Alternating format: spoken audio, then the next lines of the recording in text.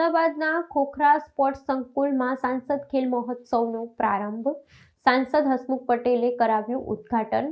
કબડ્ડી અને વોલીબોલ સહિતની રમતોમાં જામશે જંગ. અમદાવાદના ખોખરા સ્થિત સ્પોર્ટ્સ ઓથોરિટી ઓફ ગુજરાતના સંકુલમાં શનિવારે સાંસદ ખેલ મહોત્સવનો વિધિવત પ્રારંભ કરવામાં આવ્યો હતો. અમદાવાદ પૂર્વ બેઠકના સાંસદ હસમુખ પટેલની વિશેષ ઉપસ્થિતિમાં આ મહોત્સવ ખુલ્લો મુકાયો હતો. આ કાર્યક્રમમાં મોટી સંખ્યામાં સ્થાનિક રમતવીરો, કોચ અને રમત પ્રેમીઓ ઉત્સાહભેર જોડાયા હતા, જે વડાપ્રધાન નરેન્દ્ર મોદીના ખેલો ઇન્ડિયા અને ફિટ ઇન્ડિયા અભિયાનને વેગ આપવા માટે એક મહત્વપૂર્ણ પહેલ છે.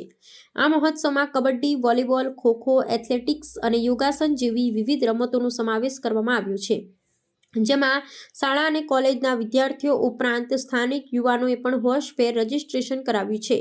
સ્પર્ધાનો મુખ્ય ઉદ્દેશ્ય ગ્રાસરૂટ લેવલે છુપાયેલી પ્રતિભાને બહાર લાવવાનો અને તેમને યોગ્ય પ્લેટફોર્મ પૂરું પાડવાનું છે. ખેલાડીઓને પ્રોત્સાહિત કરવા માટે આયોજકો દ્વારા શ્રેષ્ઠ સુવિધાઓ અને નિષ્પક્ષ નિર્ણયોની વ્યવસ્થા કરવામાં આવી છે.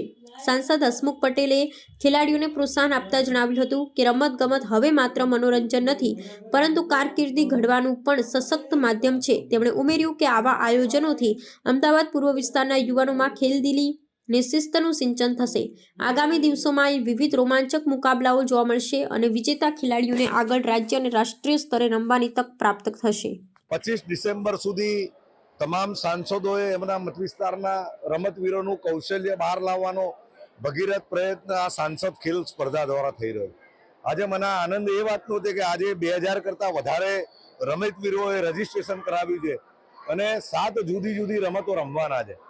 આના કારણે અમદાવાદ અને ગુજરાતના અને દેશના તમામ જે સ્પોર્ટમેન જે બાળકો છે એના સ્પોર્ટમાં રુચિ વધે અને એમનામાં જે શક્તિઓ છે એ બહાર આવે અને અલગ અલગ જે રમતો છે એમાં વિદ્યાર્થીઓ ભાગ લે એવું એક આયોજન કરવામાં આવ્યું છે.